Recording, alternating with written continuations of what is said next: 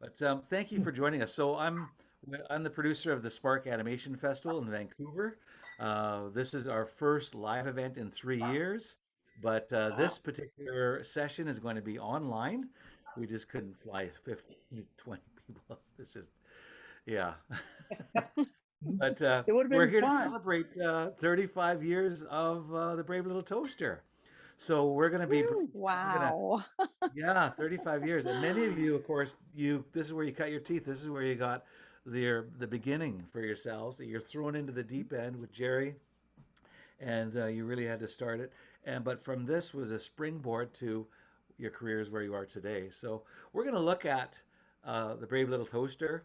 We're going to take a look at the beginnings, the origins, your role, where it all started, the exciting parts of engagement with each of you. And we're going to kick it off first with Jerry. Jerry's going to show us a little bit of a reel, some of the slides, some of images, some notes, production notes. That's going to trigger those memories and remind us all of exactly where we were in that period of time back in the mid 1980s. So, Jerry, I'm going to hand it over Right, to you. exactly in the mid 1980s. Yes. Yeah. So yeah, and I just before I start, it's I have one memo to read. It's kind of scary. It's the first thing I ever wrote to you as a team, saying the big mountain we had to climb, and then just a short reel of experimental animation that you all produced, and then a lot of behind the scenes pictures at McCadden Place, and then some recording, and then some in Taiwan, and that'll just get our synapses going, and then we can all yak about it. And before we start, I just want to say that everybody here was really necessary to the making of this film. You all mattered individually. This wasn't like a big thing where you could send things to a department. It's like you would send things to Steve and send things to Rebecca and Kirk and Chuck, and it's like each person really mattered. And a lot of you had more than one title. So Wait a thank minute, you which for all Kirk? of that. Yes, the Kirk and Kirk. Kirk All 1 and Kirks. 2. Yes, Like the alert all Simpsons, 1 Kirks. and 2. You know what they say, too many Kirks. Too many Kirks in the There could never be kitchen. too many. In the kitchen. That's right.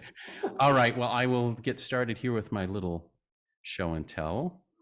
So the little poster, acrylic poster I did for the Groundlings Theater Improv Group in their lobby to try to lure people to our screening.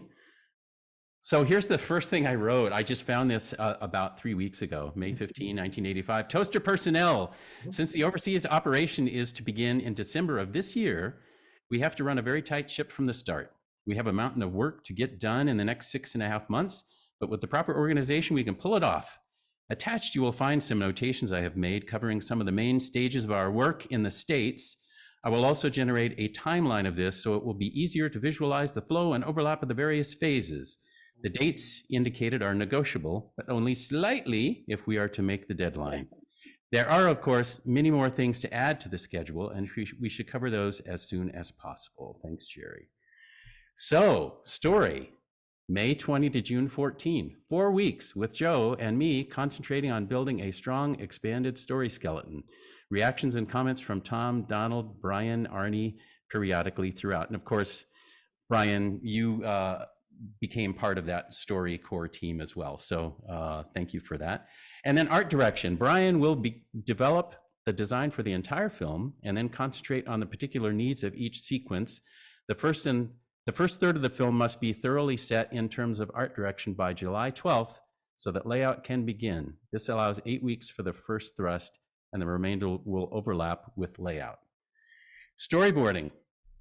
Joe, me, and yet unnamed person, Doug Leffler, John Norton are possibilities. And of course, Daryl, you and me and Joe and Alex Mann wound up doing that. But for a period of 12 weeks, this will allow for 1 day of polish and improvement for each day of rough thumbnailing. So draw it and then one chance to fix it on the next day. It assumes an approximate minimum of 1,500 panels and a 75-minute film, which was 90 minutes. Layout. Brian and crew of 8 to 11 people, depending on their speed, allowing for quality. We should allow for approximately 975 layouts. The schedule starts layout work after 4 weeks of boarding have been done and after 8 weeks of art direction. So everything was parallel and crashed together. Character design, input from several sources. Skip Jones is a top-notch choice. We will also do well to get ideas from people like Chris Buck, John Norton, and Glenn Keane. Each of them can put in a few hours of days of work, depending on their situation during this 5-week period. Scheduling it in this time slot allows for 3 weeks of story work to be completed first, which will affect the characters' personalities and ultimately the characters' design. It will also allow Brian to be involved with integration of the look of the characters with the look of his art direction before layout begins. So everything was very dovetailed. Experimental animation, 4 animators or more, exploring and tying down how each character's movements set it distinctly apart from the others, and how this distinct movement displays the character's personality. This can be a guide for the overseas work as well as preparation for the work that these 4 animators will do here. Final rough and clean model sheets. One artist such as Chris Buck to drop final rough sheets showing construction of the shapes as a guide for the animators. Also one cleanup artist to do the same as a guide for the cleanup crew. US animation, August to November, the crew of 4 animators will be able to produce approximately 5 minutes of animation during this 14-week period. This will be the last 5 minutes of the picture, which involves the more intricate human animation. All of the work generated by this crew will be useful as a guide for the overseas group as well. And that brings us to so Keith, as you could tell, we were very squished together and not doing traditional pre-production with everything having its neat little bucket. So here's some experimental animation, and you'll see the names of you guys up in the upper left as it goes along. So Rebecca figuring out how the radio will express. Aha. Rebecca figuring out how an armless thing could have gestures. So the plug came in handy.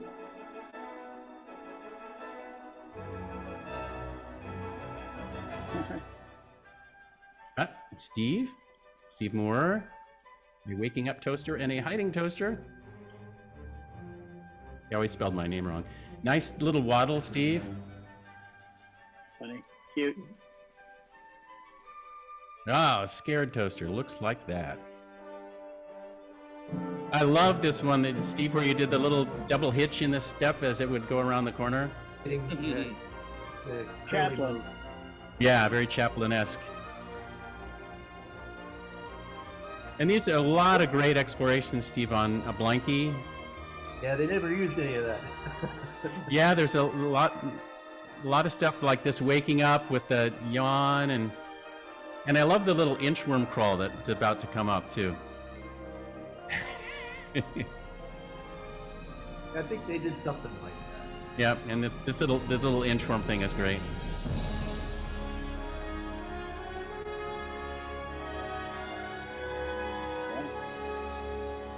So cute. Rebecca waking him up. Kirk, you had the vacuum. Getting rid of that little dust. Ah. Jumping on it. Surveillance. Uh-oh. And then fun working out the difference between being able to sort of get around by waddling as opposed to having an engine to work as a vacuum. So he has to go kind of waddling back and plug himself in again to continue with his job. And Kevin, we actually use this in the film. That's very cute. Replacing the bulb so Lampy could not feel so burned out. Yeah, that was great. Then Rebecca and you and Kevin were experimenting with a little interplay here with Chris and Rob.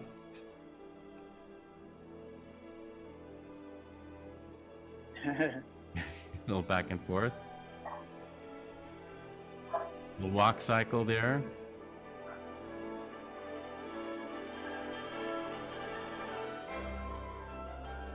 Oh, Steve, I like this Elmo St. Peter's experiment. I know what's over there. Wait a second. Oh. Aha. A puppy! And then Kirk, you were doing Crazy Ernie. Yes, who was not happy about being called crazy. So, let's get into a little pictures. Hey, who's that? God. I sure know that window. Yes, with the wonderful view of the bricks outside the brick building. I think that's where I was. I was at that desk actually. Yeah, as we got set up, you'll see later on that a lot of people had that great view. Brian, you're working on Maybe a it was real cool illustration there. Jim Bebold was sitting behind me. Yep. There Joe he and me is. in the room, Mr. Joe, and there's the K-Pro computer where I was writing every day. The first portable computer, I think, the K-Pro. Top of the line. Who didn't make it into the movie? Yes, no, it was too modern. Yeah. And Chuck, yes, there we are with the beautiful view. We should have at least put a painting outside the window or something. Yeah, it's funny. I peek through and see little bits of the movie on the boards around us. And there's Anne with us. She sends her greetings. And Alex sketching away. I wish he could have been on this session, but he's in a Picking very up his Pulitzer tonight. nice. Yes. But it was very, very fun seeing these pictures that you guys sent over, Chuck and Brian. He thought, oh, you're taking my picture? I'm going to pose. And just some fun little moments going on. And then coming up, that is one of my favorite things with Alex and Joe. I love that. That's one of my favorite pictures. Goes back to CalArts. Yeah, and this is a picture you guys took of Alex's wall, and I saw that there was a note I can't quite read from me, but it was a note about one of the sequences he was working on, and then there's a little sketch, "Hi, Alex" from Joe right next to it. And I thought that was a cute little reminder. Hey, who are those youngsters? Okay. Well, Look at you guys. They're sons now. Yep, and there's Anne, who's now the Pulitzer Prize winning political cartoonist. She sent her greetings to all of us. I love the difference between this one and this one. Man. Yeah. Michael Jackson. Chris Wall.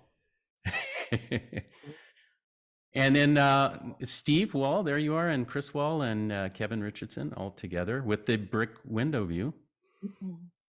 And Daryl sketching away. And there you are doing the meadow sequence. I see you working on the little ripples in the water, the whole sequence there. I worked very small on that movie. Yes, we all did the miniatures. I've got almost the entire movie boards in a box, and I haven't scanned them yet. But that's a to-do thing over the next month is to scan thousands of boards that we did. But we worked really tiny, and then would blow them up a little bigger and lay a little color on it sometimes. But yeah, it seemed like we all really worked small like that. Did you have printed pads? Did you have storyboard pads or no? It was really just kind of makeshift, and then we would just cut them out and then blow them up a little bit on the Xerox machine. Hey, Steve. Oh man. That's the hopping penis. Behind in there. Oh, is that What's where that? it went? Air conditioner making an appearance there. Oh yeah. Yes. Rebecca had a wind-up hopping penis on her desk. Oh, I hope we get a That's picture what I of had that. in my hand there. Oh yeah. Oh, is that it? Oh yes.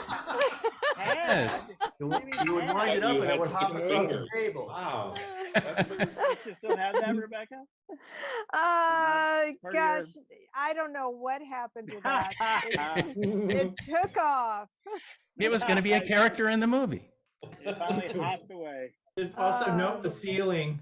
It was last seen hopping down Santa Monica Boulevard. This was. I wonder if this was the entrance for the rats to come in, because no joke, we had rats that were competing for the bagels in the morning. We saw them once. We saw them peeking out of this little hole one night. They just would, yeah. Wow. Beautiful digs on McCadden Place. And it wasn't the porno actors, are you sure? I don't know. And there's Tanya working away, who sent her lawyers. I've almost forgotten what she looks like. Tanya and Ann were adjacent to me, Rebecca, Steve, and Kevin.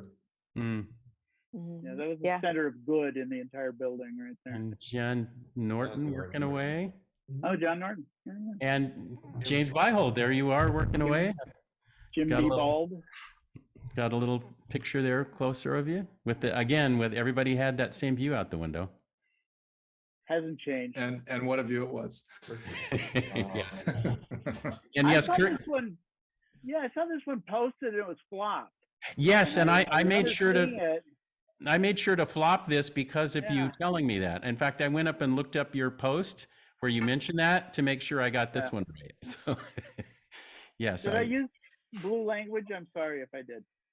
it's all right. You just said Okay. you were not left-handed, so Well, we're even talking about a penis, so what, you know. that's right. What? Working blue. The Kevin and Kirk and Chris Kevin. and Mr. Tim Hauser with Well, the I was hoping he'd show up. What's the book? I tried Sing-along it Songbook. TV theme song sing-along songbook. Yes. That's my book. You I got a could pull it Mr. off the shelf right now Microphone? and show What's it to going you. on? Yes, I don't know if he was singing the Gilligan's Island theme song or something. Who knows? By the Wellington. And there you guys are, Tim and Kirk Well, and Randy. I love that look. Look at look Wait a at minute, who's behind Kevin. him? Who's That's dying? Kevin. That's Kevin? Kevin's afternoon nap. Snoring away. And Rob, who did character design, but we actually designed Rob in the movie after Rob Minkoff. So that was Well, I thought Rob designed Rob in the movie. No, I think Steve. In fact, Steve Moore. I think you were the one that came up with the pushing the glasses up thing in the. I don't know, maybe. I was just thinking this must be his Dorian Gray photo. Or Yes. And Tony Anselmo came by to take a ride on the Joe Mobile. Mhm. And Nice, there's, always in the top. He dressed for the occasion. right, yes, as always. And there was working on the broken picture on the floor sequence. And this is nice, Chuck and Brian, you got the picture of that opening segment, which I don't think I have in my storyboard box, but there's the opening of the movie Oh, very that's cool. playing in You can take it from that. the office, yeah. And then this was just how rough the boards were generally. And I just took some of the segment where I had worked on part of the air conditioner blowout sequence, and I just posted for somebody that was curious how rough we worked and how that influenced the final look of the frames. And so we had a pretty darn close match going across. You know, and everybody was drawing with markers. It was just Yeah. total movement. Yeah, You know, Anticipating not Disney really any features. sketching underneath, just marker. Oh, that doesn't work. Next panel. Yep, And absolutely. they had so much vitality and they were so alive. And every layout I ever did I wanted that story sketch to Mm-hmm. key off of, you know. And we wound up putting them, attaching them to the front of the folders. So it would have your layouts in it, and then it would have the sequence of storyboard sketches. So the animators later could see those sort of key poses that were sketched out. Mm-hmm. And we had a birthday. It was a triple birthday, actually. It was Jerry, Ann, and Steve. So that was drew that. That's funny because Kurt- Joe and I. I think shared Kurt, it. Kurt, didn't you Kurt draw that? Wise. Hard, Kurt- yeah. Absolutely. Holy mackerel. And where is that today? I have it. We have You it. do. Wow. Yeah. It's going in the book. Yeah, It's and then good to there's prepare for a book, isn't it? and well, hopefully someday. But here we have the big cake that is a slice of bread with our names on it. Oh, Yes. And then this was, I don't know, I can't get a clear enough picture to see what we were reading, but all us birthday kids had some kind of note that we received. And a little celebration going on. And beers going on, including Shooting beer. a little I don't shooting know how beer. to do that. And Steve's like, hey, that one's for me. And then, the recording session, we had a marathon with John Lovitz because he was called to Saturday Night Live and was just going to leave town. So I called and pled with him on the phone, please stay and record your stuff. So I fed him everybody else's lines, and John did all of his entire recording session for the entire movie in one marathon session. So one session equaled one feature. And there's more stories about that where it almost stopped in the middle, and I took him for a walk and we regrouped and continued on. But it wound up being a really fun marathon session. And then there was the proper ensemble thing where we got everybody else together, and then I would feed the John Lovitz voice in for everybody else to act off of, and we had Deanna doing the wonderful toaster voice. And this was Judy Toll. Sadly, she died of cancer a number of years ago, but she was one half of our sewing machine, where it was Mindy Sterling and Judy Toll did the two-faced sewing machine. Having fun with Tim Stack here doing Lampy. And we had Timothy E. Day, the little one-take wonder, who always asked what his motivation was before he did the scenes. And I remember somebody, he would ask me about the scenes, and I remember somebody asking me if I had, like, what I had done to him for him, like, wailing at the top of the stairs. And I remember telling him, I said, okay, when you cry, I want the people through the double glass in the engineering booth to hear it, but I want it to go through the wall past them and the people walking by on the sidewalk to hear it. It's like, okay. And like, he nailed it then. But he always wanted to know, like, what's my character going through? What is it feeling? Is he still an actor, Jerry? I don't know. I tried to find his contact to bring him in when I have the other voice people, and I cannot find him. I found one picture that legitimately looks like him, current age, but he's invisible. I can't find LinkedIn or email or Facebook or anything.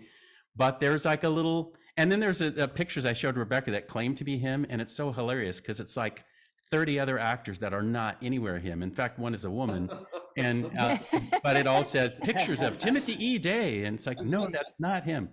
So, but I'm hoping we can find him somewhere. This was Colette Savage, who played Chris, the girlfriend, and then Joe in his first voice role as Elmo St. Peter's. I was so happy with the way he would pitch it when we were pitching boards, and so I said, Joe, you got to do it. And so he was really, and I was so happy that he just really took this on as a legit thing, where it took it from we're having fun pitching boards to really like doing a role. And then he continues to do that occasionally at Pixar, but I think this was a more featured role than he ever did at Pixar. Yeah. Just great.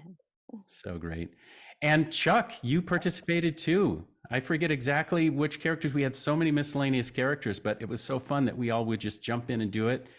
And you were expressive and handsome, and it was just fun.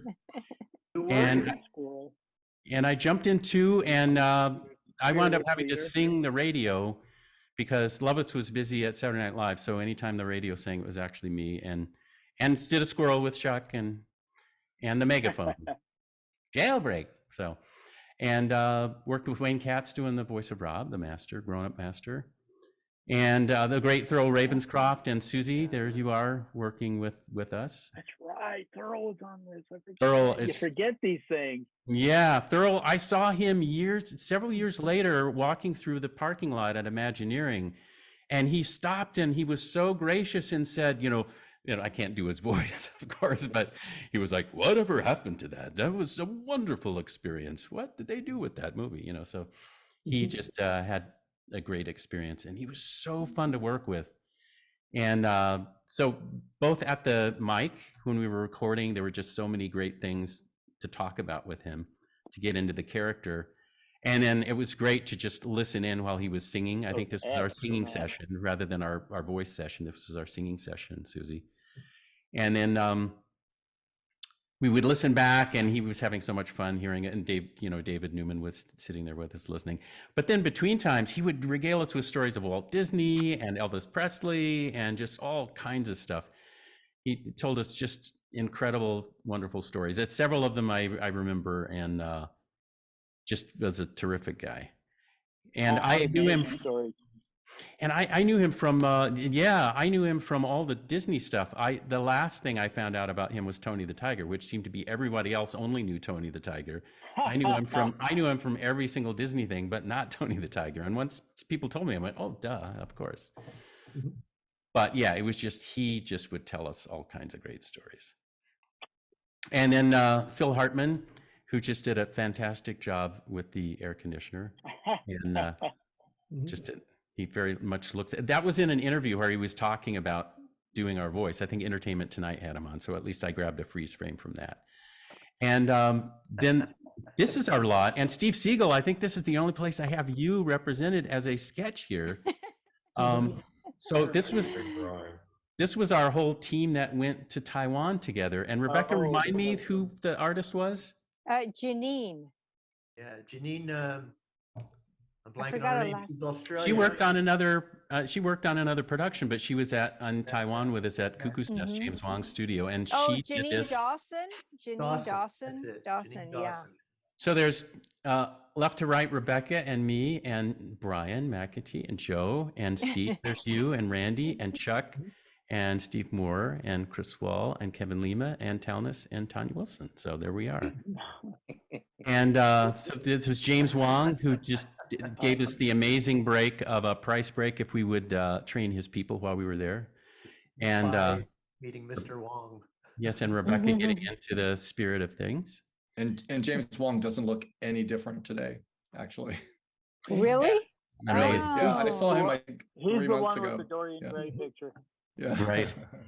And Rebecca, this is with the 3 translators. I had 3 translators. Yeah. Yep. And this was your class, I think. This was all the assistant animators. This was my crew that I had to train so they could help me with the other people. Yeah, so you were doing directing animation, you did experimental animation, directing animation, and then we're training all the assistants. Yeah, and that for the cleanup. Right. Boy. And here we were trying a beverage, the unknown. We couldn't quite tell what it was, but Joe and I riding overseas going, I'm not sure what it is, but I'm drinking it because I'm thirsty. Scorpion nectar, I think. Yeah, maybe so. And with Sanvi, our one of our translators sitting with us. You can see Steve, we were all so tired. It's so funny. That's the Star Hotel. When I had my computer. Oh yeah, with a Star Hotel. Oh. And then he's vegetarian. Yeah. Oh yeah. Oh, yeah. it was vegetarian restaurant. Yeah, and I had my hand computer back then. That this is a vegetarian restaurant. Oh, you're right. You're right. Yeah.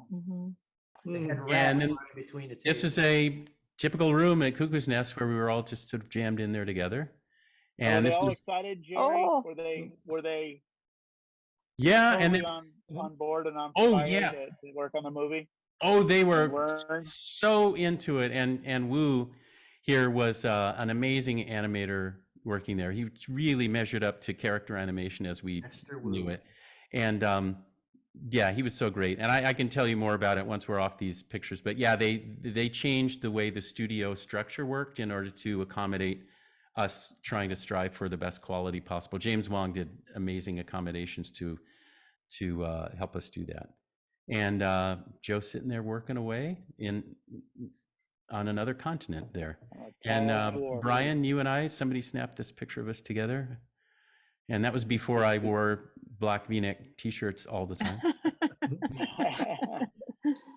I am in honor. This was actually right beside the studio. And side of Tokyo Disneyland.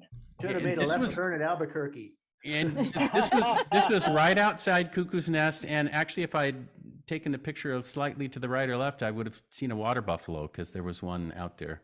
Isn't that an outtake from the Killing Fields or something? It's that was our. And Randy had a headache that day with the water bottle. This was cool. I think Chuck and Brian, you can fill me in, but I think this was one of our trips to Japan. To Tokyo. Yeah, these were taken when we were in Japan, and Chuck took all these. They're great, Chuck. Black and white. It's actual black and white film back when you used to use film. Right. Yeah. No, I've never seen these before. Yeah, isn't that cool, Randy? Yeah. I thought these are the cool pictures. You should use that for your glossy. That's great. Mm-hmm. And cover the book. And you and Junko and the beautiful fish and Rebecca, you're writing something down. Remember not to come to Taiwan to make movies. Remember to fish. Actually, Taiwan was the best place to make it with James. And so here we were watching, I believe it was an Elvis tribute, I think. Yeah, teenagers would always dance on weekends in this area around Harajuku. Right. And several groups would be dancing. Right, and then I think this was back in Taiwan. I don't think this is still in. Yeah. That was actually our Chinese, not apartment. Japanese. That was our apartment building that we lived in.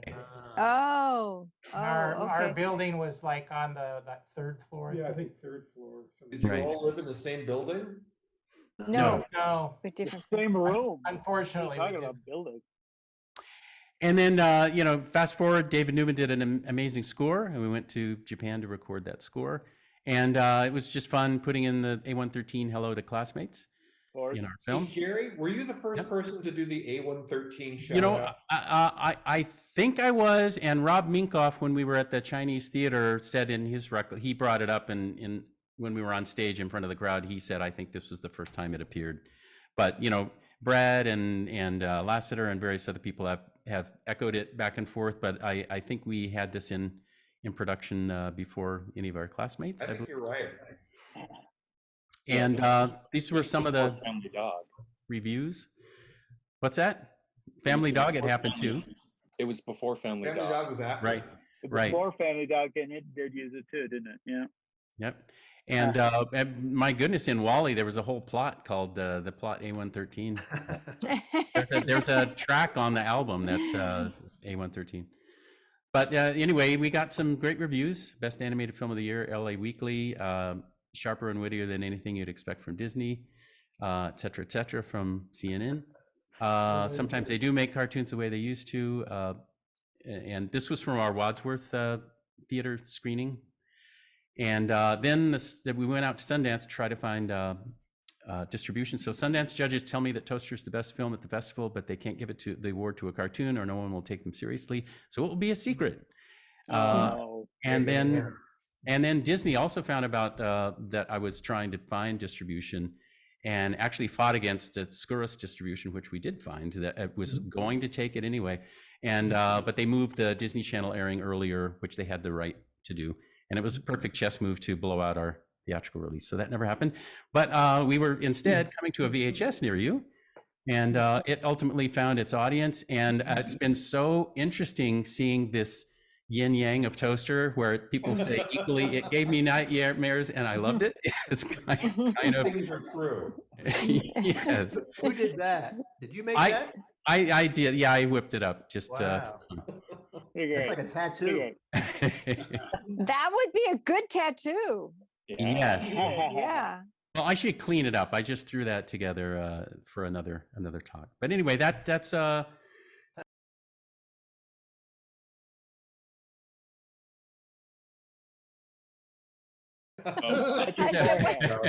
who is that? I didn't even know. Oh God, I cannot control even an iPad. Okay, here we go.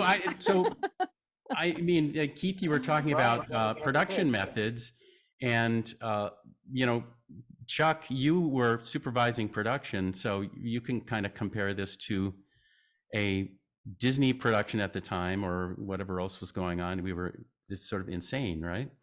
It was totally insane. First of all, I sort of got stuck onto it after Arnie got canned. Well, I sort of dragged him onto it because we were desperate. Yes. There were no we didn't have any discs or anything else. So I found the discs at the remains of what was the Popeye television show that they animated for that. And we had no money, no good budget, and we had producers that didn't know what they were doing. Right. And then for there was something doing. That was I had no idea what I was doing. I was just sort of like, okay, well, these people need things to draw on, so let's get stuff to draw for them to draw on, and get paper. Where do you get paper? Oh, it has to be punched. Oh my God! It was a zoo. But then you and your insane desire to 4-pin every single storyboard that ever existed. You know, I had raw fingers from the whole thing. And make sure that pin goes right in the same hole. That's right. That's right. Well, and not only no time, you know. Go ahead.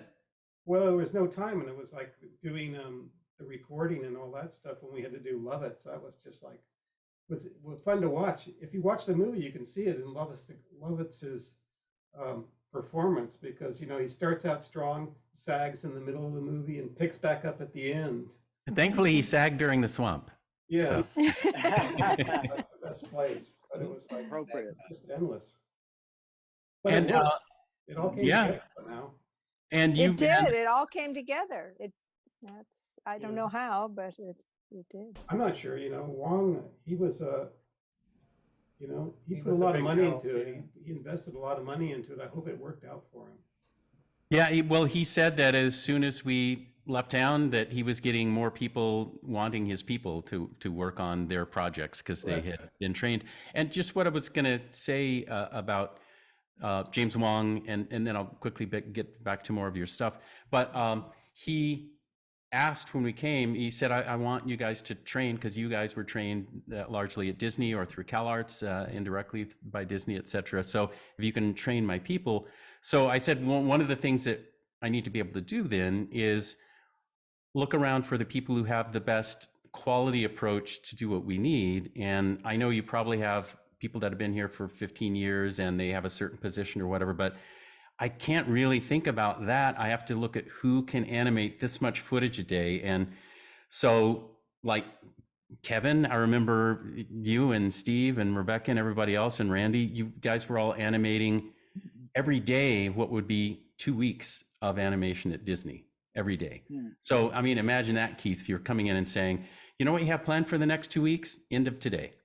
So that's what we were up against. So to James, I said, I need somebody who can actually do character animation in the way we think about it and actually take some tutelage to train to get better at it if they need that help, but to work at that insane pace. So I have to be able to just not know how long anyone has been here, look around at their capabilities and sort of give them positions based on what they can do. So he actually allowed that. So people like Wu were suddenly given a big advancement in their company because his capabilities were good. We definitely needed him and other people. So there was a whole mix up of titles based on people's qualifications for what we needed done. And one of their star animators, I said, you wanted him, but he bailed because he couldn't make as much money working on our picture because he was still footage. You know, he could knock out the footage by the ton, I guess. Right. Work. So you guys, how many people was your first thing out of college, or what of your first jobs? I mean, well, it was certainly my first time art directing. I mean, I just was, I was a newbie at it completely. Fortunately, because of Ken O'Connor and Bill Moore and the teachers at CalArts. Right. And also just being associated with a lot of the Disney schooling, like Ken really went through sort of how movies go together and all that sort of stuff. And so all of that was there and well, not just in my brain, but everybody, that came out of CalArts on the staff, we all had that going for us. Chuck came into it never having organized a movie before, but he was kind of legacy Disney, because his dad was at Disney, so he was raised around it, and he knew how it was supposed to go together. So, I mean, we just kind of seat of our pants did it, and then my big blessing, thank God, was Ken O'Connor then was able to actually step in and actually participate in the movie. So he did our color styling, stylist. And so it was kind of a miracle that happened. And then also he could, it was kind of weird because, theoretically I would be supervising him as the art director and he's the color stylist, but it was more like, my mentor was sort of helping me, prop up this. It was like we were getting a master class from Ken. So that was really, really fortunate for I have all some of us. pictures from when we would visit in his garage studio. That was an amazing studio. And I still wish I could see those the tiny paintings he would do, because you would do reductions. And I remember you would take layouts either from things you had done or other people on the crew had done and reduce them. And then he would do miniature paintings that captured the color flow, the emotional flow of the whole film. And when I saw those all pinned up and you could just watch the flow of the emotions go, that was really stimulating. Yeah, I wish I had copies of those because they were really beautiful. Right. So Steve Moore, what was your, how did you step into the film? Like, what was your? Well, you know, I needed a job. What had you done before that? Well, you know, we just graduated out of CalArts. It was like me and Kevin and Kirk and you know, that, you know, because we were all classmates, we all had lunch together and things like this all the time. So whenever somebody heard of, hey, you know, they're doing this thing over at Brave Little Toaster, and they're looking for animators, you should go over there. So it was just a matter of dropping off the portfolio and getting lucky. And I believe it was only supposed to be like an 8-week thing or something like that, or 12-week. And then I remember you coming in one day on the way out, you know, it was like 6 o'clock, 6:30, whenever it was. And saying that, and this was in, I don't know, toward the end of December of '85. And he said, James Wong owns a studio in Taiwan, and he wants to hire some American animators to go out there and animate. Any of you guys want to go? And I was like, yeah, you know, it's 23 years old. I had nothing tying me down. And you know, I guess Kevin must have said yeah too, because we ended up out there like a month later. And I remember when I arrived, and you know, you get there the first day and you're just kind of wandering around, just walking around the neighborhood trying to get your bearings. And in this shopping mall, they had these TV monitors in the store, and it was all the monitors, the TVs all had on, it was the shuttle going up and exploding. That was what happened. 86. Yeah. I remember we were very confused, and in those days we weren't used to seeing, now you see it more, but we were not used to seeing news with dramatic movie music playing with it. Yeah, so it was like, they had dramatic, horrible music from some movie playing with the explosions, and it was like a scene from a movie, but real, and we couldn't hear anything translated into English, so we didn't know what was up. Yeah, I remember when we first heard about that, one of the animators was trying to explain it to me. A guy who spoke some Japanese, he was trying to explain it. I couldn't figure this thing out until then he drew a picture of the space shuttle and then a big explosion thing. And what the hell? Right. Hey, Randy, by the way, I appreciate your brick background. That's very in honor of the window view. He's actually at McCadden Place right now. He's doing a set later tonight. He's doing 20 minutes. Right. That brick wall. It's the giggle. It's the giggle hut. In, right. Arcadia. So Kevin and Kirk, you were hanging out with Steve, and did you guys all kind of trundle in at the same time, or what happened? Pretty much. I mean, I believe that me and Kevin and Steve had just finished working on Sport Goofy for Daryl Van Sitters. And we all started freelancing on that before we graduated CalArts. Literally, like our last semester in CalArts, we spent freelancing for Daryl. And that was kind of our very first introduction into like professional animation. And we didn't know what the heck we were doing. I mean, we had to learn how to properly fill out X sheets and how to prepare our drawings for cleanup. And so it was a real crash course. So at least by the time we got to you know, Daryl had sort of broken us in a little bit.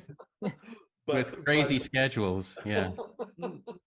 I remember us all wanting to be hired at Disney. So in '85 was, I think, like right after the Black Cauldron. Right. And we all thought we were going to go to Disney because that's what happened. Yeah. And that year they hired nobody from CalArts. Oh. You know that Rob Minkoff had mentioned that to me too, and I was not aware of that. Yeah, so we were all thinking, what are we going to do? How are we going to make it in this business? And we got really lucky that you were hiring at that moment. Then They boy, did hired we a bunch need of people people. the year before, right? I think that the '82 class went in. There were a lot of people from like there's Joe like, and Franz Victor. Yeah, when we went in, I think they took Tony. like 10 or 11 people that Yeah. year that I went in, and then I think it was the older guys there were just freaking out, and so then they just went, oh, no more of these little whippersnappers. We were told in no uncertain terms that there was no more room at the inn. Wow. Yeah, and so I had no idea. Yeah, I went in 77. Yeah.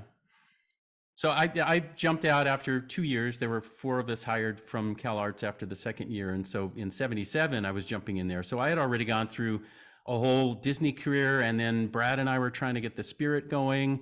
Yeah. So we were like, and Rob had told me in our last gathering at the Chinese Theater, and I was not aware of this at all. He said that while we had some momentum going for the Spirit up north with Gary Kurtz producing, who had produced Empire Strikes Back, and that they thought that might be a place to go if Disney wasn't hiring. They said that might be the life raft. And then Kurtz was going bankrupt. And so my destiny of having Tom Wilhite call as soon as I had resigned from Gary Kurtz's place, we agreed, like, look, if the Spirit happens, I'm right back here, but you could do with one less check to write every week. So I'm going to segue out and we'll see what happens. And as soon as I was available, Wilhite called and said, okay, I know you're like, because we had gone through a thing where I was an animator. Then I had gone with Wilhite up to work on Tron. And then he found out that I was moonlighting to get the Spirit going while I was working on Tron. And he had a talk with me like, why should I hire you for one more day if you're planning to escape and get out? So I told him, every day I'm going to give you my best work. I said, all my peers are downstairs waiting for the next movie to happen. I'm up here busting my butt to give you my best shots on Tron every single day. So whether I'm here for a week or another 6 months, you're going to get the best work out of me every day. I could be downstairs waiting for the next movie, but I'm up here with you. So he went, okay. And then I'm so glad we had that talk, because years later, as soon as I was available, he was like, I'm calling Jerry. So to me, that was a vacuum of like trying to do something that was interesting and creative and original. And we thought the Spirit was going to be it. And when it collapsed, to suddenly have Toaster happen. And I know Rebecca thought I was nuts. I came back and said, I'm going to do this movie called The Brave Little Toaster. And I said, I'm out of here. It's like, what is it? I mean, what did you guys think? Like, Jim Byhold and Kevin, like, what did you guys think of a film by that name that you were going to work on? Can you hear me? Yes. I was kind of, this is my first feature, so I just thought this is normal. This is just what to do. That's good. You animate inanimate objects. I mean, it's a cartoon, right? Yeah. Well, it's funny. I think it was the first film that had inanimate objects carry the whole thing. I think. Yeah. Because you'd have like Alice in Wonderland, you'd have the little doorknob and different things that would be sidekicks. But yeah, I remember. Glad you felt that way. Jerry. Oh, go ahead, Randy. Oh yeah, well, I remember at Disney, long time before, I had Joe and John Lasseter gave a presentation of Toaster, because they started for a while. Brian.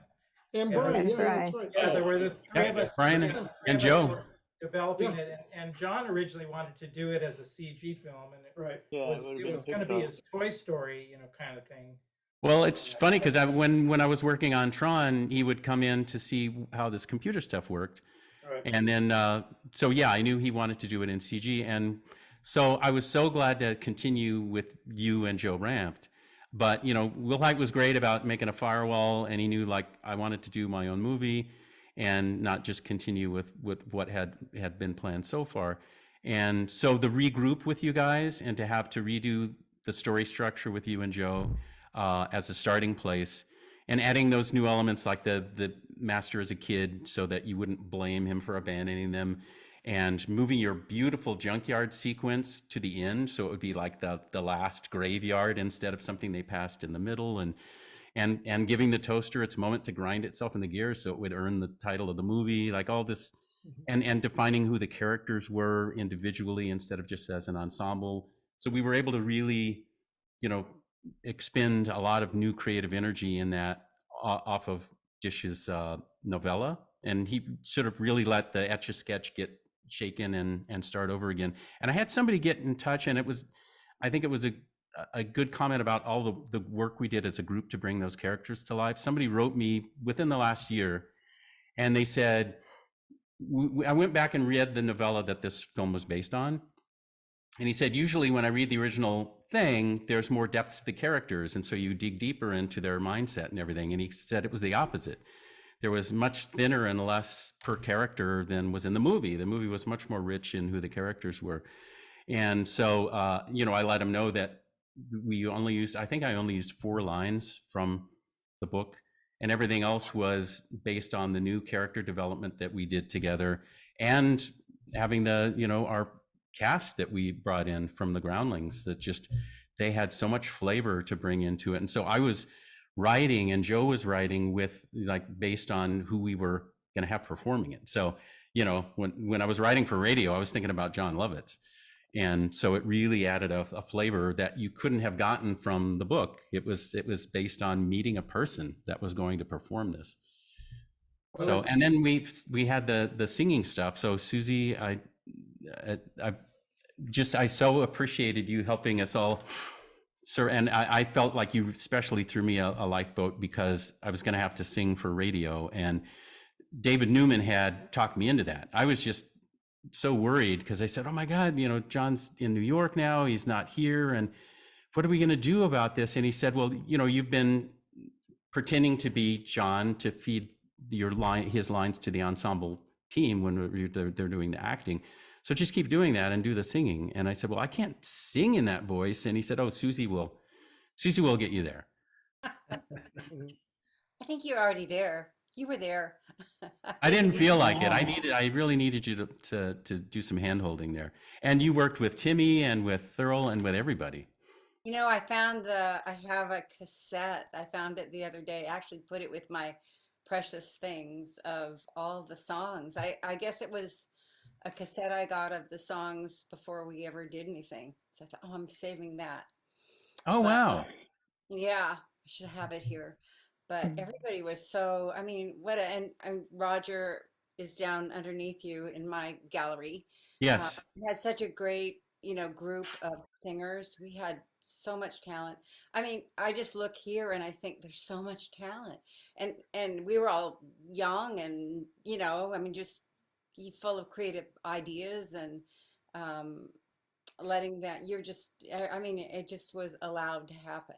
I think that's what it was. It was well, I loved when you would look at what was needed for the song, and you'd look at the storyboards and the parts of the film that had been partially animated, and you'd see a certain character, and you'd go, okay, it's like Roger, sing this voice, and Janice, sing this voice, and you'd be the right one. So you were doing casting on the fly of who would be singing what voice. Great job. It was wonderful. I was thinking about it. I was trying to pull all my memories together and just, assigning appliances to people and, vehicles. And I was remembering when I did the microwave oven, I think it was. Right. I remember you saying, okay, we want it sexy and can you sound Southern and like, okay. Of course, a sexy stuff. Everyone owns a microwave oven.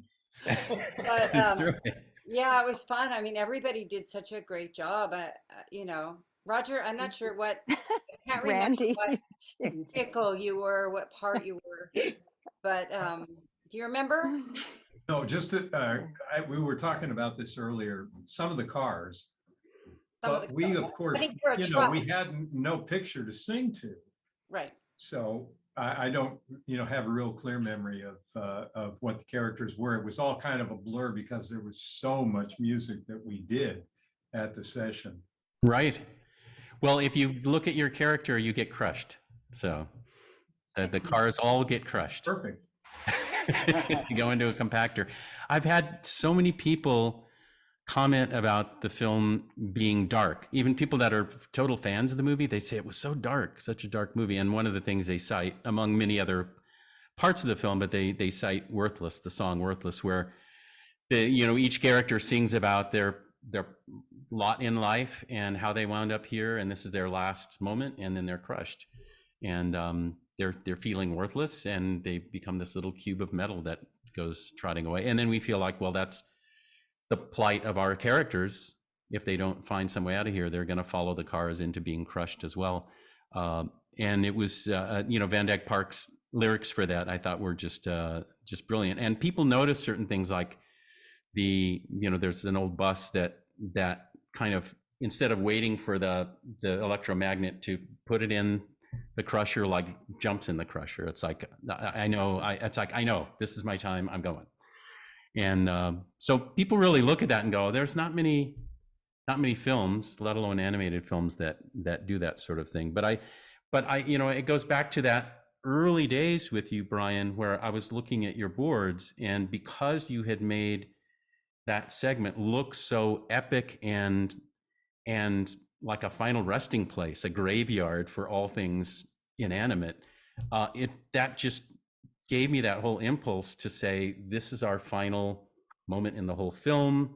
This is the final moment that all the characters have to face. And ultimately, which was nowhere in the book or anywhere else, became what Master Rob had to face, dealing with that danger as well, where they would either be reunited or have a dead master in that junkyard. So just the power of this visual storytelling, of just walking in the room and seeing the power of your image, like, to me, was the first domino to push that whole direction. So if we had gone a different direction, the master could have lost his hand and then have a toaster instead, sort of like. That's right. And then he'd be popping up the toast, and he'd be popping up the toast easily to eat. Toast people, yeah. Instead of a lightsaber, it's a piece of toast, Right. So, and Randy, I was intrigued by, because so many of us came in different ways, and some of the team were novices in the industry and just jumping into something to start having a momentum. But you had like a full decade, if I recall, of experience at Disney feature animation, and so for you, jumping out of that sort of safe boat, where you had other people going, if only we could be hired by Disney, and you are at Disney and going like, I'm going to jump out here and do this crazy experiment. Actually, I had left in 1984 for Japan. So the year before. For 2 years on Nemo and Slumberland. Oh, that's right. Brad and I came out to visit once. Yeah. And so I was on that, and that never got off the ground while we were there. So I finally married Junko, and we came back to the States. But I still kind of missed Asia, and I really wanted to go back. I wasn't ready to settle down in the U.S. At that time yet. So when your picture came around, I said, "Oh, another chance to head out and live in Asia for a while. Sounds like a cool thing." So yeah, so I did that before going back to Disney. So you were continuing an adventure. You weren't starting a first adventure. Wasn't ready. And we put Junko's name on the battery. So. Oh yes. She was the energy source for the group. Was the Junko battery? She's here upstairs. Maybe I should bring her down to say hello to everybody. The Junko battery, yeah. No better. Right? And Steve Siegel, what was your route into this whole thing? I think the reason that I wasn't in any pictures is I was kind of an outcast. I didn't go to CalArts, and I was off in a corner, doing scene planning, which, for those people that don't know what that is, I didn't either. So it seems like nobody, all of us, this was a first. Well, I worked in commercials for a little over a decade, and also made this, epic personal film, science fiction, fantasy that I think, Jerry, you said you saw it. I don't know, you maybe don't remember. Well, what was the name of it? Was that Futuropolis? Right. Yeah. And it didn't get into any festivals because it was. Hi, Junko. Hi, Hi, Junko. We're all saying hi to you, and we were remembering when we were together on the adventures making the brave little toaster with you and Randy. Yeah. And we had fun putting your name on the battery that they used to power their adventure. So we put your name on the battery. Remember that? Yeah. The Junko battery. So Junko went from Japan to California. And then as soon as she got a little bit comfortable, we went to China. Went to Taiwan. Yeah, went to Taiwan. So. Oh, and if you remember, Joe's wife, Sue, was going to manage all, paying everybody's bills and managing all the housing stuff. Right. Yes. Quickly had a back problem. Right. Couldn't do anything, so Junko had to take over. I remember that's right. that. She And had a surgery. The Chinese, of course, spoke Chinese. The Americans spoke English. She speaks Japanese. And so she had to translate between Chinese and English. Wow. She my studied God. Chinese in high school. A little bit. Yeah, and she knew some English because we'd been together for a while. Chinese. Right.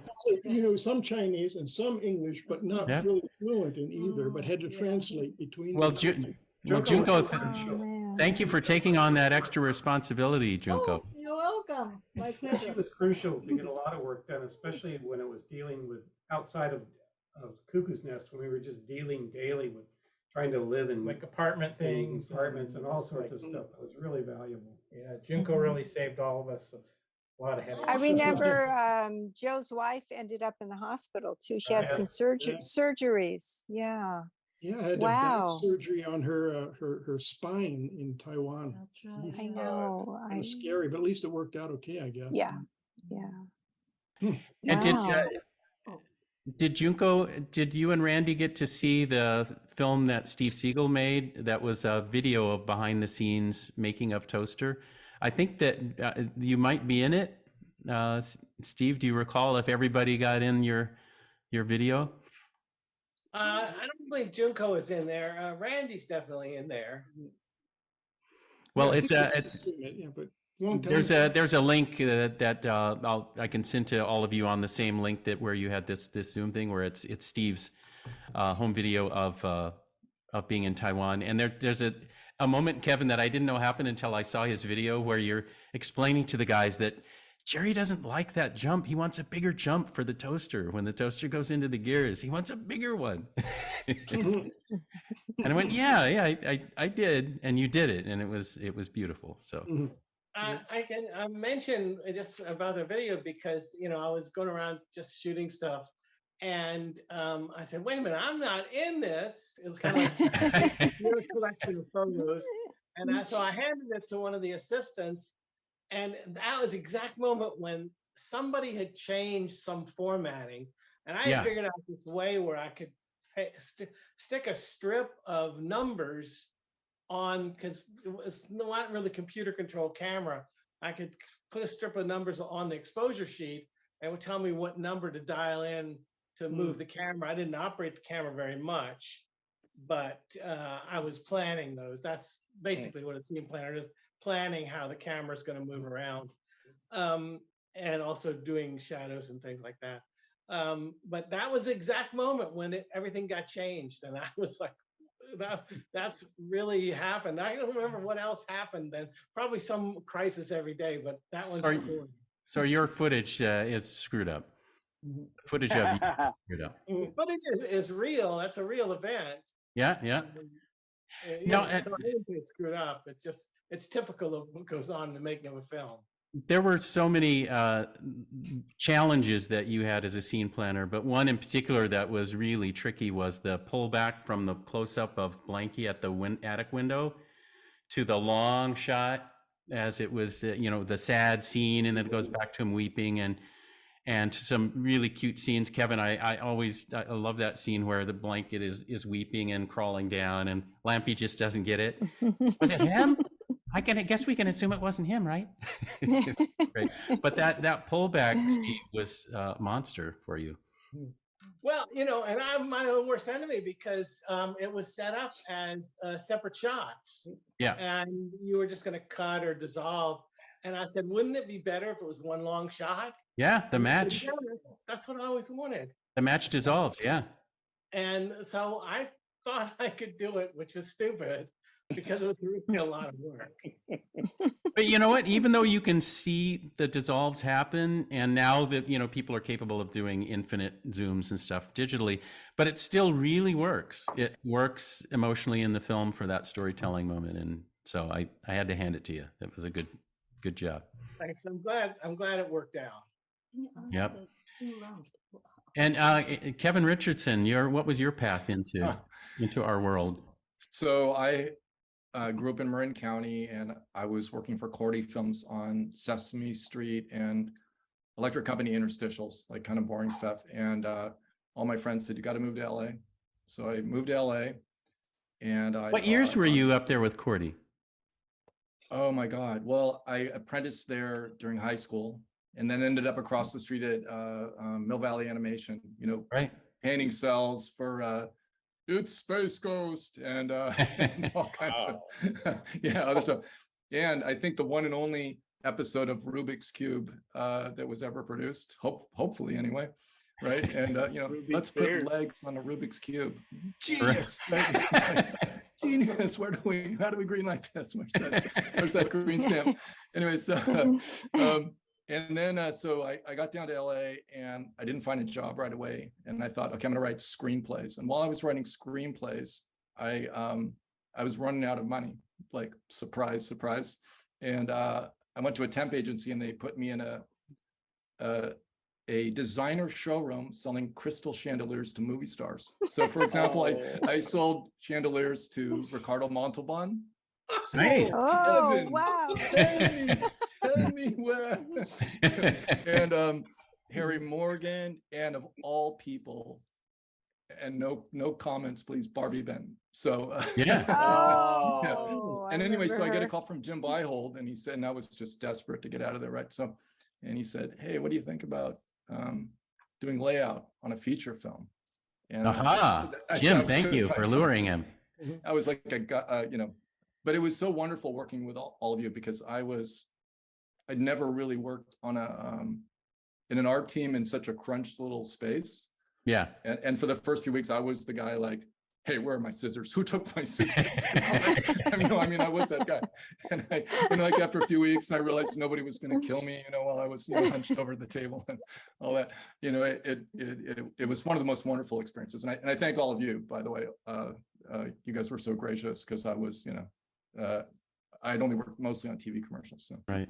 Well, and the reason I asked for the years is because Rebecca and I had moved from LA up to Marin County. So we were up in your neck of the woods for 82, 83, 84.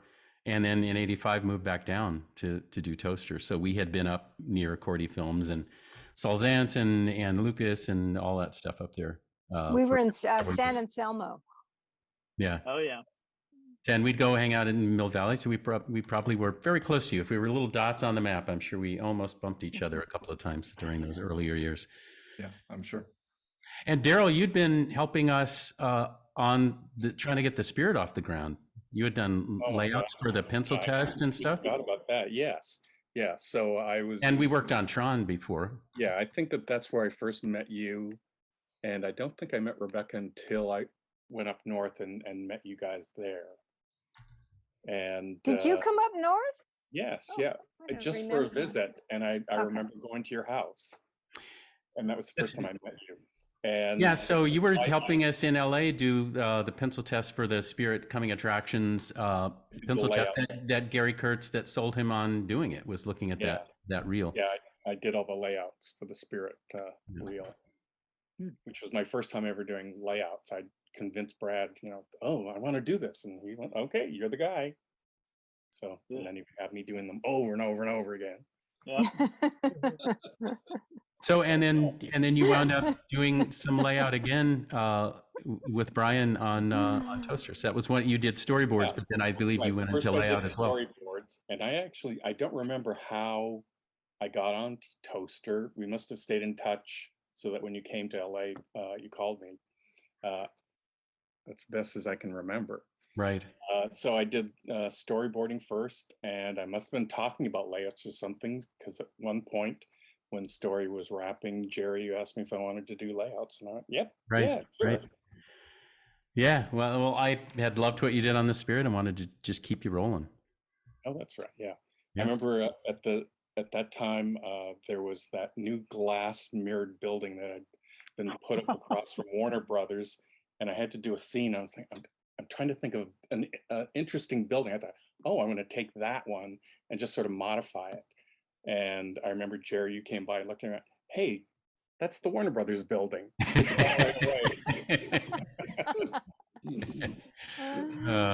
And I only got involved directly with layout one time. Is when the TDK Core Company was going to invest. And Brian, I don't know if you remember that, but I took responsibility to like put their poster really big. And when they get close to McBean Parkway in the city, I put, and I lingered on the shot far too long. It's a good story to remind everyone how desperate for money the was, because it's like they would give us money if we would put TTK on a building in one of the scenes. So I'm like, hell yeah. You know, yeah, sure. I'll personally draw where that goes. And I think Kirby too. That's right. Kirby's name. So. Oh yeah, that's the reason he isn't vacuum. Is the Kirby Hoover in the book? He was Hoover for a while. And it was Hoover for a while, and then we couldn't get Hoover to say okay on it, and then the Kirby company said okay, and so it became Kirby. Too bad Hoover's funnier. Hoover, Kirby. So Kevin, what was the experience like for you? I mean, you've got so much perspective with what you've done since as well. What it's like to steer big ships. What was it like to you to dive into this early in your career and hit the ground really running? I always felt that it was somewhat maddening, but I never knew the difference, right? And so, I mean, every single step of it for me was new. It was absolutely new. I remember arriving in Taiwan for the very first time and thinking, what have I done? Well, you know, I walked out onto the street and went for a walk, and there was a little shivering, skinny dog in the corner. And I thought, wow, I'm just going to put my head down and animate, figure this out. Right. I have to say, though, that all productions kind of have this mania. We just had fewer people doing more things. Yeah. No. You know, the thing that I liked about our mania, and you're right, and I'm sitting here thinking, why does it feel so different for me than the other mania I've been through? And I think it was because I was with you guys, and we were doing it. We were giving each other notes, but we weren't waiting for committee notes to come back from some studio group. We would we were totally responsible. We would make decisions every day, and we would just go with it. And then we moved thousands and thousands of miles away from anybody that might have said anything about it, and continued to just do what was in front of us. So it was mania, but we were controlling the path of the mania, and we didn't have anybody reaching in to try to co-steer and all of that. So I think in some ways, Jerry, you got me in a lot of trouble as I moved forward, because I thought I could do that in the studio system, which is much harder to do when people are actually looking at you every day and want to stick their hands in your creative process.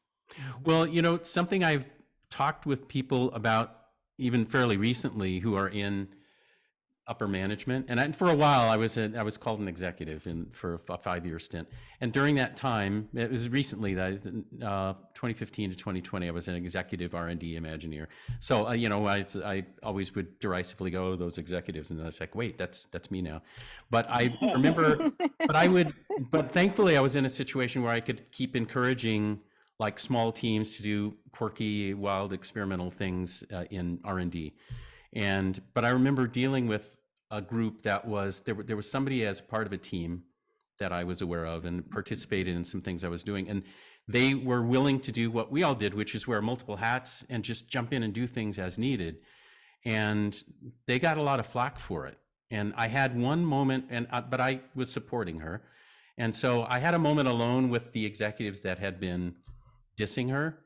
And I just had a honest talk with them and said, everybody has a different way to treat crews. I personally celebrate when people are willing to wear multiple hats and working in a boutique situation. I think that's a glorious way to add more enthusiasm and participation and actually more element of surprise for everyone, because you're discovering things together. So I personally look for people like that instead of criticizing them. I seek people out like that. And that's how I do it. And I would encourage you not to disrespect her. But, you know, obviously you will run things the way you want to do, but I just had to say it. So I very recently was speaking up for sort of how we approached our Toaster Mania within the last couple of years, trying to encourage it to go on other places. So I remember some great story advice. I think it was from Kevin Lima, who that we were all talking about the story. I think we found out Toaster was going to have a girl's voice, and we were all had another voice in our mind and talking about the story. And somebody said that story element is stupid. And I think it was Kevin who said, which I love this piece of advice, and he said, "Stupid can be fun." And I don't know if it was you, Kevin, who said it, but one of you guys said that, and I was like, "Great, that's great story advice." Well, it's like Steve to me. Well, and it's funny. I've talked to some people since then, and I told them. But I told some people have inquired about that. They're like, "What is the gender of the toaster?" And I said, "Well, Deanna Oliver, she did it." But I said, I welcome people to, like, in the story, when a flower is near Toaster, it thinks Toaster is a flower. So, and when a male is around Toaster and sees its reflection, it sort of thinks of it as male. When a female would be around it, the female would see itself reflected and think of it as female. So I welcome that it fills all those roles for everyone who wants to relate to it in a certain way, and it kind of fits the metaphor. And so I've had a number of people on Reddit and different things go like, "Oh, okay, I get that. I can be comfortable with how that makes everybody happy." So, and Mr. Kirk Hansen, what was your path into our world? I don't remember if Jim called me or not. I got the word somewhere. Probably sounds like he was proselytizing for. Right. Yeah, and the word on the street was this picture was had left Disney, and Tom had taken it with him, I guess. I think that was the story how it happened. And I was actually in San Francisco at the time. I was learning to make architectural models for a little while, thinking I was probably going to end up over at WED. So I thought, well, I've got the animation now. I want to do like hands-on in a shop. You never want to work in a shop, believe me. It just the plexiglass dust and the foam Oh yes, ridiculous. So I think it was just I don't know if I targeted layout. I most likely didn't, and I didn't target story or animation. I just thought I could like plug in a gap, just go into a gap somewhere, maybe help out where I could. So right. And I guess you probably steered me into the layout part of it. So well, Brian, I'm assuming that you and Chuck probably, as people came in, started steering. Kirk and I were classmates at CalArts, so. Oh, so you were already aware of his skills. I was already aware of his talents, and so it was after him to be part of the staff. It's we talk about it, and it's so true, and I don't think people on the outside really completely grasp how little we all knew about what we were doing. That's the key thing. And in some ways, it's called the Brave Little Toaster, but it was kind of the Brave Little movie staff. Brave Little crew. I saw it just here I'm just speaking for myself. I'm like art directing. I've never done that before. I'm supervising layout staff. Supervising a staff I'd never done before. Supervising a layout staff I'd never done before. All my layout people had never done layout before, pretty much. It was like your head starts to explode, except that we had such a depth of not only talent, but people who really passionately cared about the art.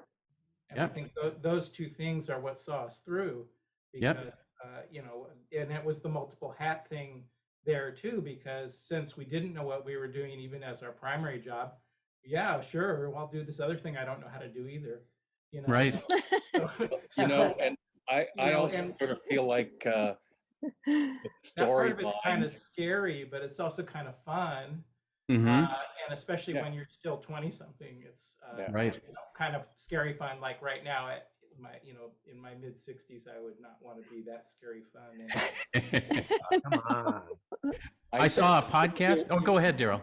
Well, I always sort of feel like the storyline of, you know, these characters who want to be taken, want to be valued and are being ignored, and they just want their, you know, they just want to be valued, was something that all of us as young animators were feeling at the time. We wanted our We chance. can relate to that. And this show was giving us all this chance, and we were like, oh, I don't know how to do it, but I'm Yeah. going to do it.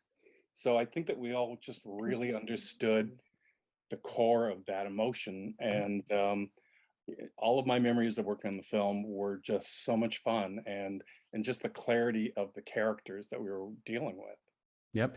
And you were absolutely right. And it's interesting, just a couple months ago, somebody on Facebook forwarded a link to me, and it was somebody doing as many people do, a riff on Toaster and sort of how they see it and what it means in the sort of the timeline of film history. And they actually said that. They said it might as well be that the film itself may as well be a story about the crew.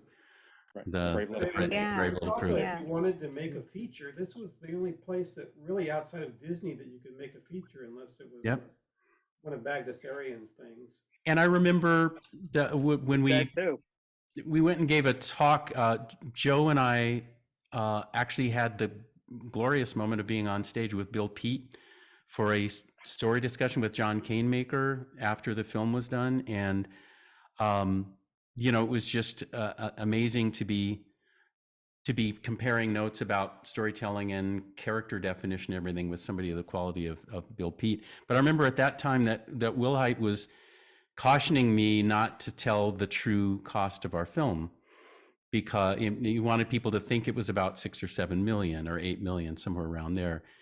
You know, we were 2.25. Care Bears, I think at the time, was around 7 or 8, and Bluth was doing around 12, and Disney was mid-20s. So we were definitely the cheapest thing out there. But I just felt so much like we had a refuge, this little fortress and believe me, there was a moment early in the film where a couple of the producers were saying, you know, just prep some stuff and send it overseas. A movie will come back. And it was like, no, I want to make a film.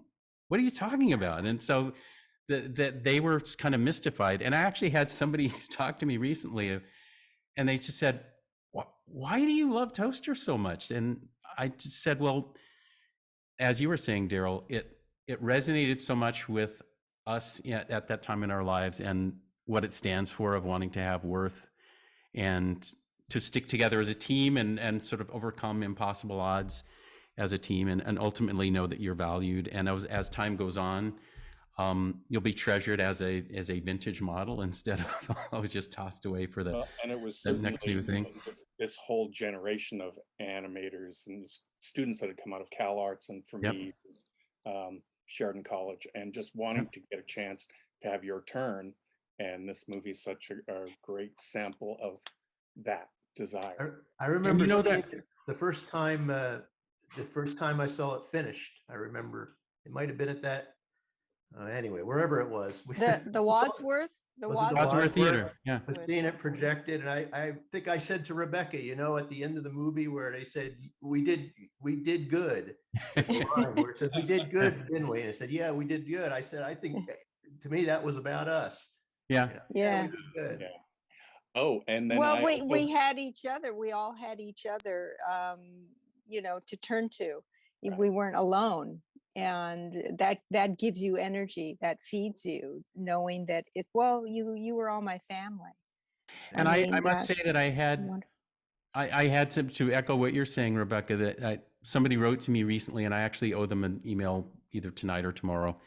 It's somebody that gotten in touch recently, a teen who isn't looking at it as a nostalgic thing that she discovered as a child, but something she discovered in her teens, is sort of on the spectrum and was feeling some real difficulties in her life, and wrote an eloquent long letter about how discovering Toaster and what the characters had gone through helped her with facing things in her life and making choices that were very constructive. And she wrote another letter to me like 3 days ago.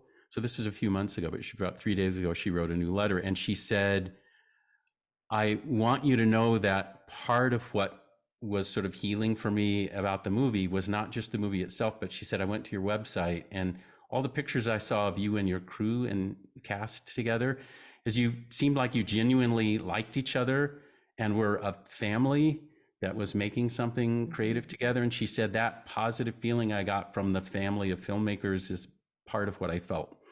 So, so yes, we feel it, but it's interesting that some other people picked up on that. Quick family story, by the way. Some subset of us, I know, were dragged off to try out for the dating game. And I forget who all in this room was part of that. But I remember this at all. Yeah. Mr. Steve Wall, what was your journey into the film? Oh, well, I just remember having graduated from CalArts and walking out into the vast wasteland that was the animation industry at the time. It was nothing more than Death Valley, with tumbleweeds and the sound of crickets. and thinking, why did I spend 4 years studying animation? And there was nothing going on out there. And then I think it was Steve Moore, because we were keeping in communication. I think he said something about, well, there's this thing called, Very Little Toaster, and, maybe you should check into that. And I remember having a meeting with Brian McEntee and showing him my pitiful CalArts portfolio, and feeling like this is never going to work. Like this is it's like I'm dangling by one finger, and going, how am I going to get this? This is the only job in the world. And I'm going to be flipping burgers for the rest of my life. And I remember leaving that meeting with Brian, feeling like there was hope, and there was a whole lot more to that than I even knew. It was more like winning the lottery, as far as I was concerned. Right. Working with Brian and working with you, Jerry, and Rebecca, and everybody was. I have frequently told people, and this is no slight on CalArts at all, really, but I have said many times to people that working on Toaster, doing layouts on the Very Little Toaster was more of an education for me than 4 years of CalArts, by far. Mm-hmm. Yeah. And yeah, and in a, not just in education, but luckily, like I said, winning the lottery, it was in an environment that was encouraging and loving, and people actually cared for each other. And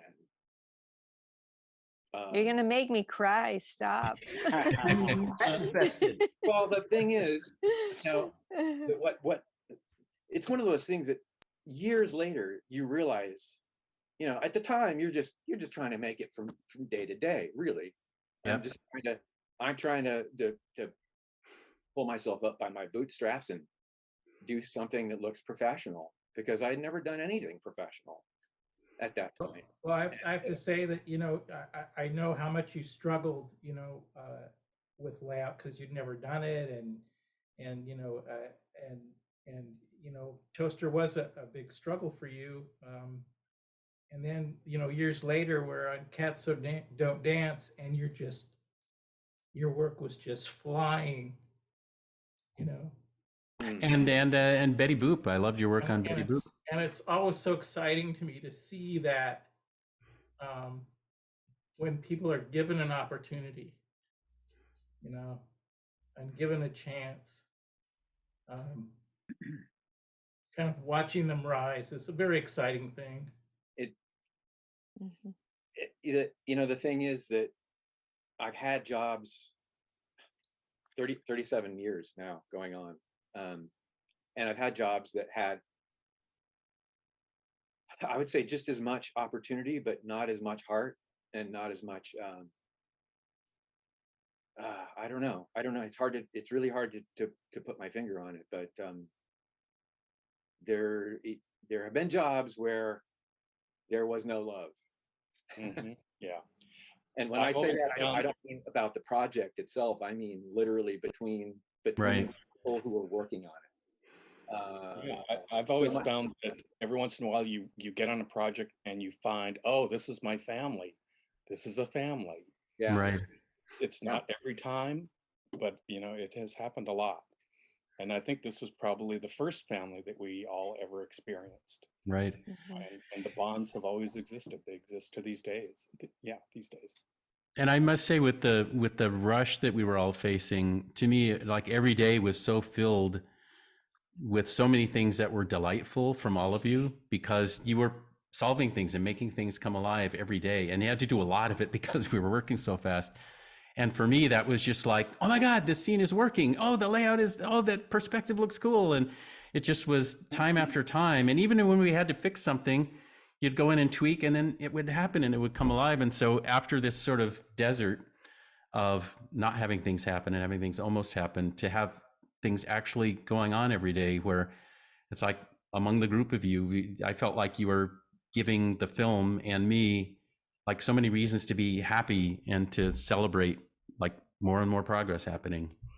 And just, it really felt like we were really kind of feeding off of each other creatively so much.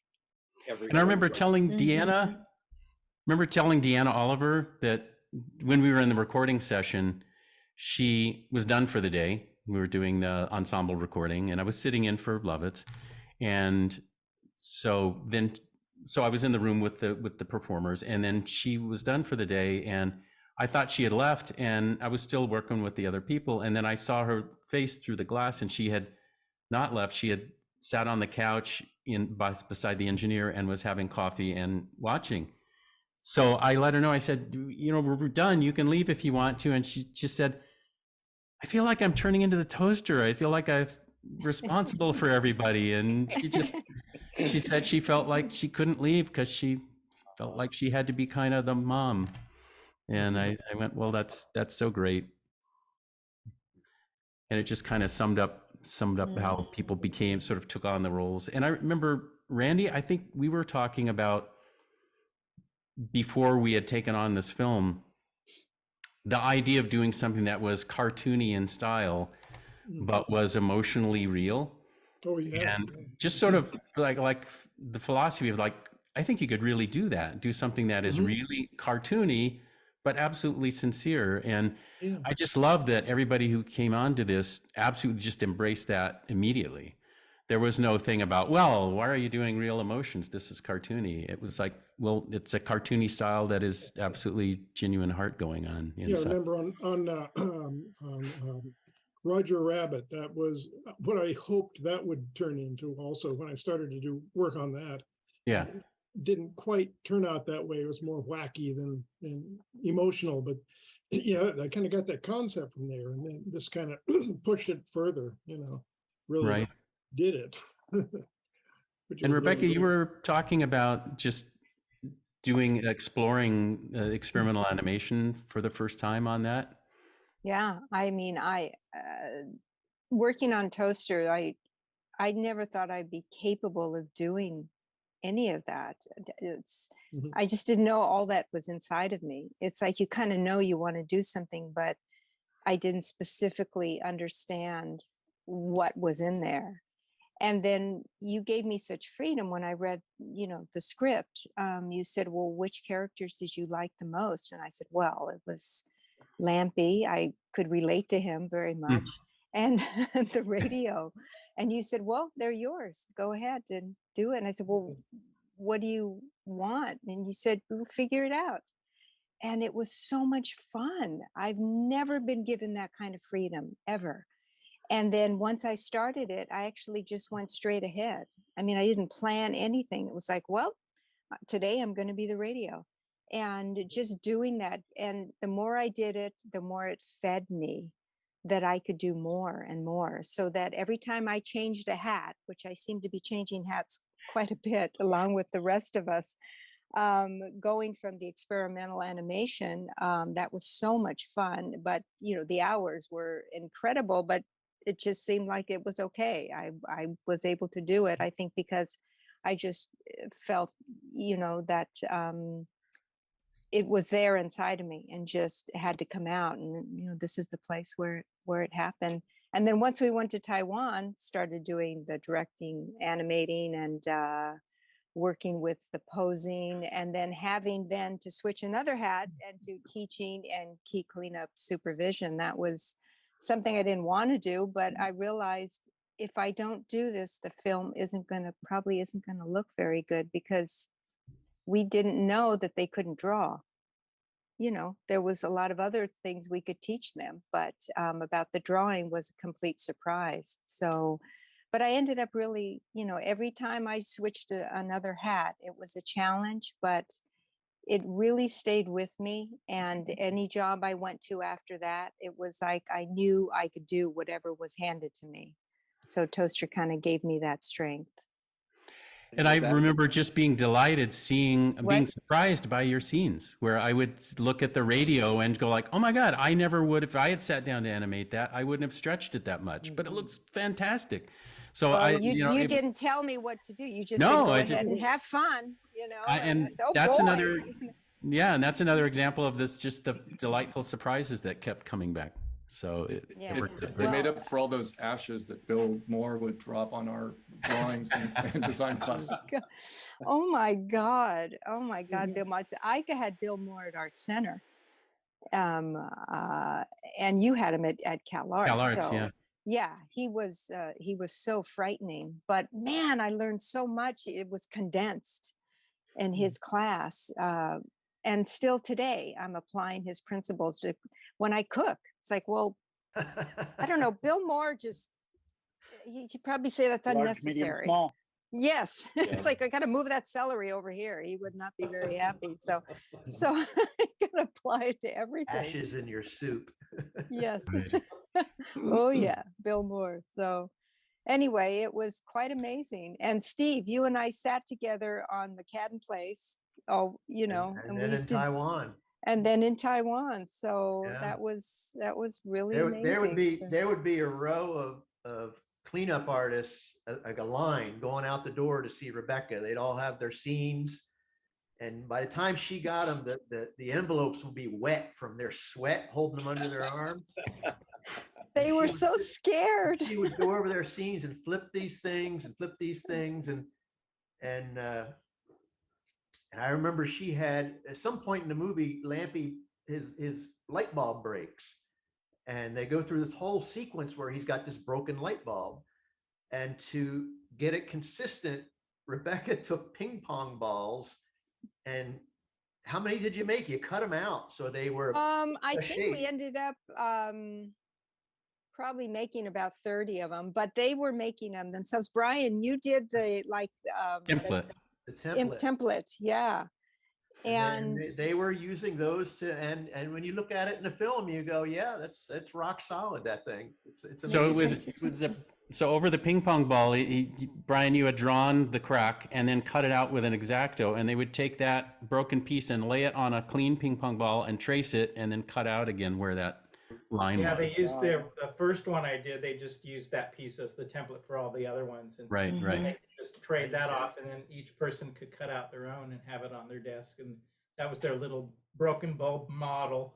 Yeah. Those are probably worth something on the internet. In my kit, you know. Yeah. Yeah, I had one up until about a year ago. Can you believe all these years I've had it? And then I showed it to somebody, and I set it on a table. Anyway, thinking, oh, I'll put that away later on. and I lost it. So maybe the cleaning lady saw it and she thought it was broken, so she threw it out. So, but they would have that line of people, and every day at a certain time you would hear. Is the song called "The Elephant Walk"? Yeah. Henry Mancini. And you'd hear this coming up the road, and you go, "Well, what is that?" And the people in line would get all fidgety, and they'd start mumbling to each other, and then they would just leave. Just like, what's happening? And it turned out, after several days of this, I think Rebecca went out to find out what was going on, and it was a bread truck. It would pull up in front of the studio, and everybody would go run up to the bread truck and get their whatever their lunch. I guess I don't know what they were doing, but it's the mystery of the elephant. I remember I'd go to the bathroom, and I'd come out of the bathroom, and there'd be people lined up to talk to me. It's like, can I have just a few minutes of peace? No, I can tell you, Rebecca, that all your tutelage fed other productions well beyond Great Little Toaster, because I ended up working at Cuckoo's Nest Studios on something called George Lucas's Ewok Adventure, about a year or so after right. done. And wow, there were I can tell you, we wouldn't have been able to do the Ewok Adventure without these people who had been taught by you. I can tell. I can tell the difference.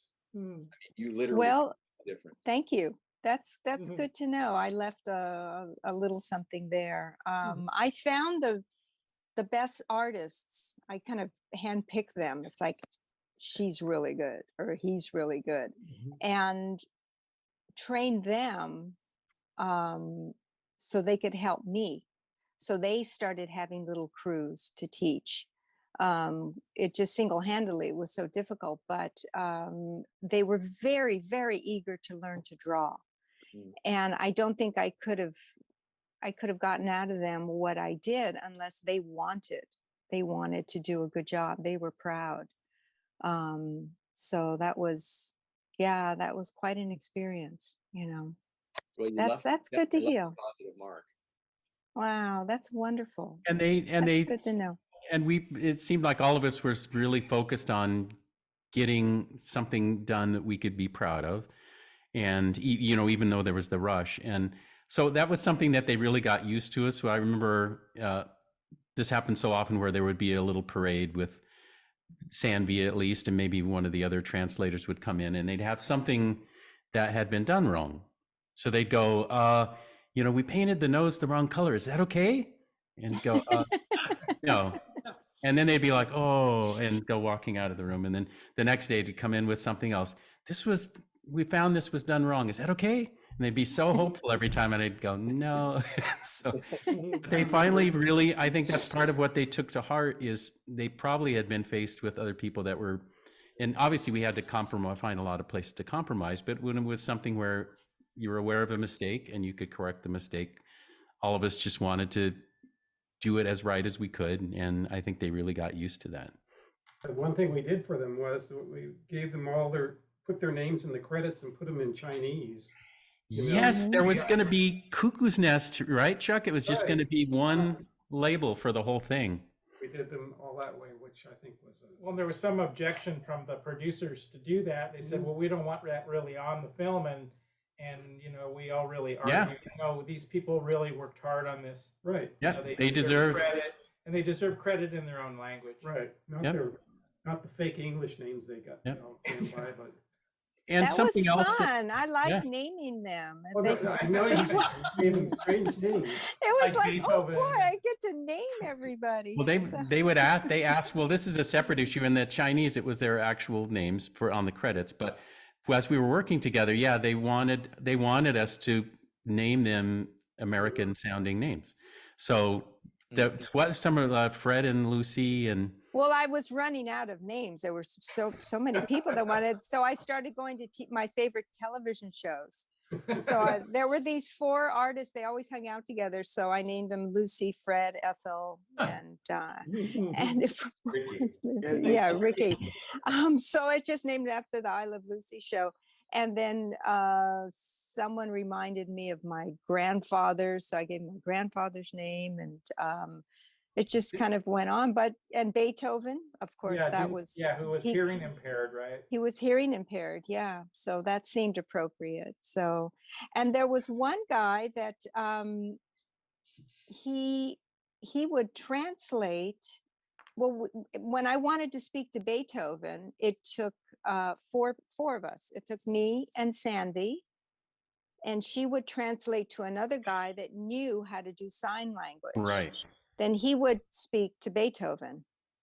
So if I told a joke, it would take about a minute before he would laugh. But that's how we communicated with Beethoven. It was a 4-person communication. So, Right. but it worked. We did whatever was necessary to, to move forward and get the job done.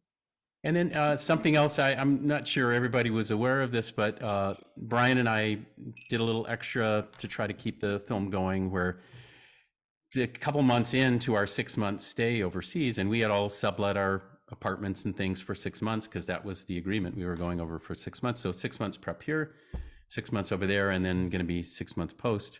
And a couple months into it, one of the producers came over and just said, well, you guys are supposed to go home now. The money's used up and you have to go. And I just said, no, I can't go home because there's somebody living in my apartment for 6 months.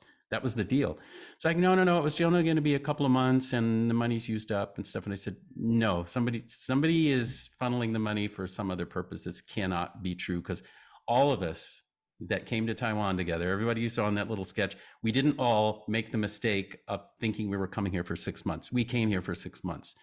So it said, okay, you guys are having a money problem. I'm not sure who's doing what, but anything you were going to pay me, like, just I'll live on per diem, and you can take anything I was going to earn, and that goes to the production to keep people here. Because if you let my core team go, there's not a movie. And Brian, you joined in too and did the same thing. And so we actually had an agreement drawn up where you and Joe and I, we all went off salary. Yep. We were living on just per diem. And then, but that kept Kevin and Steve and all the rest of you that were there. That was how we arranged to keep everybody on board to finish out the 6 months. And Brian, I think they finally made good with you. I'm still 6 months in the hole. No, well, here's what happened. I came back and they didn't pay any of us. I mean, even after the movie was done and they were getting money, they didn't pay us. Mm-hmm. So I sued them, and I hired a lawyer and sued them. And I did eventually win, and they did pay me the 6 month salary. But I, was unable to get any sort of damages. And by the time but you know what, for me, it was absolutely positively the principle of the thing. I mean, Yep. It was just criminal, Yep. They paid themselves, and they paid James Wong, and they paid paid David. But who's they, by the way? They Is got a that bunch of Kushner Long? sequels out of it. They got a bunch of sequels out of it, which they got paid Mm-hmm. for. But yet they didn't have the money Yeah, to pay Kushner Long. you or me or Joe. And it just infuriated me. Yeah. So, I mean, at that point, I didn't really care how much it would cost me. I just did not want to let them get away with it. Yeah, but at the time it spoke to the fact that we were dedicated, cared about keeping our family intact and finishing the film. And I always really appreciated that you were willing to step up and do that too, because it was above and beyond. And that was my instant reaction, but it was just Well, it's definitely a lifesaver that you joined in. I don't feel it was one of the smartest things I've ever done in my career to do that, but we wouldn't have gotten the picture done, unfortunately, without the 3 of us doing that. Yeah, so I thank you for participating in that, and I thank you for putting up with all the pain that went into it afterwards. But that was part of how we got it done. Yeah, so well, that's like that's a whole other separate story that I try to keep separate from the Yeah. experience of the movie because. Oh yeah, definitely. But to me that was like the characters going in the quicksand and you know, sinking. And so to me it was one of our story beats that equated to the character story beats. And you know, we fell in the swamp and went in the quicksand, and you know, it's like the three of us offered the antenna that got us pulled out. Well, but then they tried to grab our parts. that third party, Joe Ramp, you know, who unfortunately can't be here. Yep. Yeah. Joe was such an inspiration. Yep. To me personally, it was just such an inspiration to entering the world of the appliances and getting me to understand how to step into a fantasy world completely. And believe it. Joe could be in it. He could be in Yep. the moment. He could be the toaster, you know, and he kind of taught me how to do that Mm-hmm. through example. Remember all those incredible, I think Joe had started it. We did all those caricatures over weeks and weeks and put them up on the wall of all the characters. And I think Joe had started it by doing Blankula. He did Blankula, and then someone else did it, and then Steve Moore started doing them, and we just had them all over the wall. They were just, I don't know what happened to them, but wow. But yeah, all us have our hearts go out to Joe and to that whole family. He was a part of the heart of this project in a very big way. So he always had a positive outlook, and he, you know, whatever, if you're feeling extra tired or stressed or whatever, Joe would say something to bring you up. You know, he was just wonderful. He knew how to leave little sketches that were like therapy for people. Yeah. You know. Yeah. And I think that little note, the little high Alex toaster thing, I think was a little therapy moment. Alex Mann had a nightmare or something with an evil cat, a little black cat that was chasing him or something, and it really had Alex really freaked out, and so Joe drew this little white kitty and put it on his desk to be that. Yeah. To neutralize the black kitty. Isn't there a shirt? We made shirts, t-shirts. I've got that shirt still. Oh, yeah, sweatshirt with the little black silhouette and the white. Yes. Steve Moore, did you make those? Yeah, I had those made. Yeah. You did. Okay. Yeah. I've still got mine. I have to go look through my drawer. I don't know. Daryl? Daryl, you still have yours? It looks like I'm frozen, but I'm still here. Yes, your voice is still with us, but you are a still photograph. So you still have the shirt? Wow. Oh, absolutely. Oh, that's great. I'm not sure it fits anymore, but I still got it. I don't think. Steve, do you have yours? No, I'd forgotten about it, you know. Yeah. It's been a long time ago. Well, I remember after this was all said and done, there were Schneider and Katzenberg and a couple other people had a chat with me. And one of the big mysteries was like, how the hell did you guys get that much good footage? And, you know, I was like, well, first of all, have a great little team.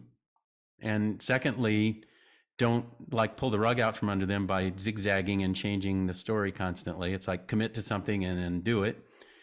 He learned that lesson well. Yeah. So, but I remember they were just mystified and wanting to hear.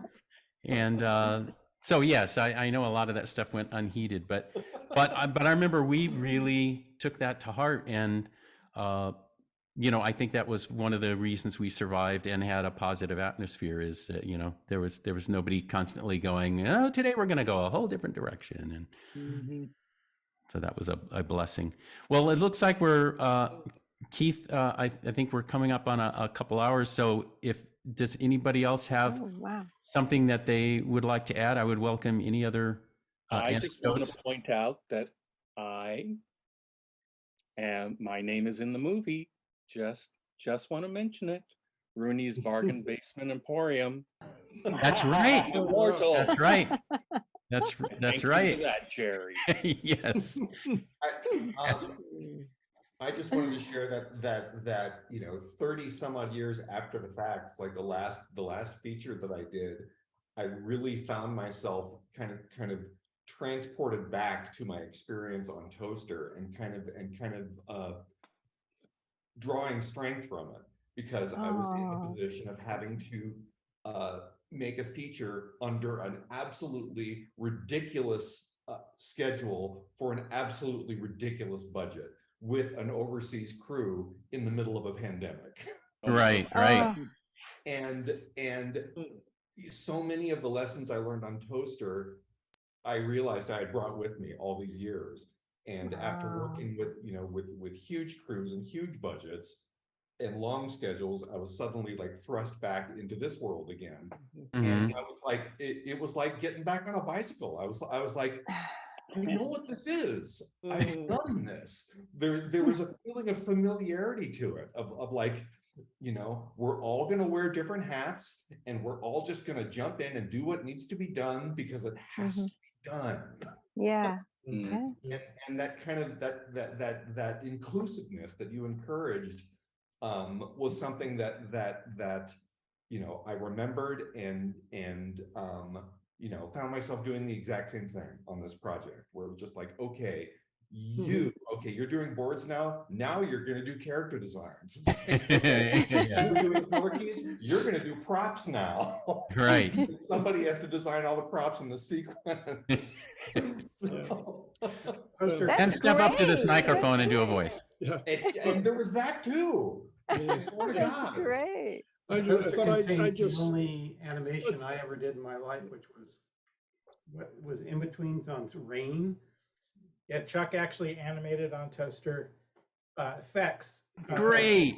We didn't have anybody to do effects, and Mark Dindal had done all these sketches and kind of effects layouts, so to speak. And Chuck was looking at the folders. He goes, "Well, I can do that." And he sat down and he did a lot of the rain and storm scenes and stuff like that. Did you get credit, Chuck? Did you get credit? No. But the folders moved from the undone stack to the right. Yeah. And I remember doing that stacks of things. I remember, Jerry, you probably remember this. There was that big card table, and it was just like stacked with folders, and that had to be empty by the end of the day. And every morning I'd come in and I'd look, and I'd just I would reel, because it was just like, how in the world are we going to get all these folders out of here? I remember doing color seps on Blanky when the going was tough and the stack was really big. So some of them, when he was up in the attic and going towards the window and stuff, sitting there and doing the little color sep at the bottom where the shadow would happen and stuff. But that kind of thing, I love that you did animation, Chuck. That's so cool to hear. And I'm not surprised, because you stepped in to do anything that was needed. So that figures. And thank you. Dared to hire me again. Well, I thought I'd just end with celebrating the Chinese New Year here. Oh, look at you. Randy, was that a prison cell you were in for a while? Yeah, I'm just going to different rooms in the house. And the monorail. You were on the monorail for a while. The monorail. I thought it was the bathroom in The Shining. Hey, that's right. The green bathroom. Yeah, you got all these things.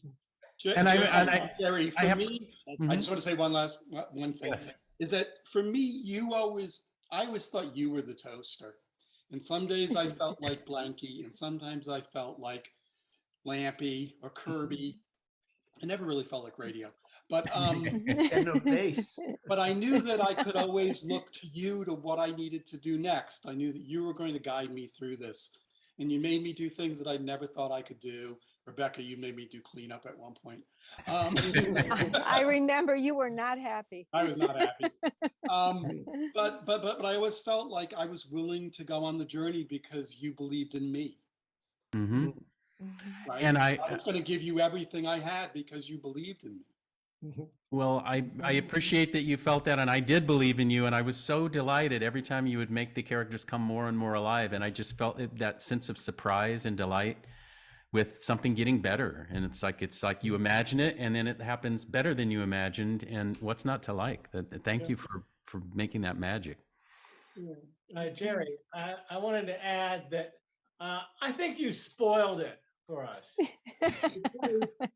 There was never as good an experience. You were such a giving director. You were like Captain Kirk. There was no job that you didn't want to do. And Kirk could be a taskmaster. it was really a pleasure and an education to work there. And for most of us, it was a first job, certainly a first feature. And you were like the perfect director. Oh, thank you so much. It means the world to me. Well, it was great to have you all along. And I, for me, that was my first feature to direct as well. And so, it's just, you look forward to something and imagine it, but then to have it happening after years of wondering what it would be like, and just to have such a wonderful crew around made it something worth remembering for more reasons than just how the film turned out. It was how we all sort of lived together and went through some crazy experiences together, and the sort of bonding. And yeah, Steve, you're laughing. There's so many stories we could tell. No, I'm looking at Randy's. Randy's. Oh, his screen. Yes, well, that too. Of Yes. course, absolutely, yes. But to me, it's always been it's easy to make sort of the list of people you never want to work with again. That happens on so many films, but all of you landed on the must work with again list. And I'm glad that a number of us got to jump back into creating things together, going forward after that. And, we never had the whole group together, but it was delightful to reconnect with you guys on film after film. And I think something else that we did as a team was, and to us, it just seemed natural, was welcoming in the sort of spirit of the groundlings and the improv people. And, their whole process was to take things that in front of a live audience that were sort of insane. Somebody would say, well, you're a stalk of celery, and like, who is he? A radish, and you fall in love at a bus stop. And they would have to just find a way to make that believable. It's like their job was not to make things seem more insane. It was to take something that's inherently insane and find some relatable thing about it. And so they came in and just did a beautiful job of having our characters come alive with that emotional reality. And we never thought of it as a kids movie. And I was so glad that you guys never went there. And it was just, I've told people since, well, we were in our 20s and we made a movie for people in their 20s. I mean, we made a movie that we would enjoy, and we weren't trying to hit a demographic or anything. It's like we did things that we found interesting and involving and emotional every day. And afterwards, it was so weird to have sort of the video come out where it looked like a kids movie and have it be called a kids movie. It's like we didn't set out to make a kids movie. We set out to make a movie. And later, a lot of that stuff of improv actors and things became much more common, and it's kind of predictable now. But I think we sort of bravely embraced that early on in animated films. Mm-hmm. But anyway, just as we wrap up here, just thank you all for being part of the experience. And you all made me have Toaster as something I will always treasure. Yeah. And it's because of you guys. Oh, thank you. It is a little treasure. See you all another time. Okay, bye. We did good. Thank you.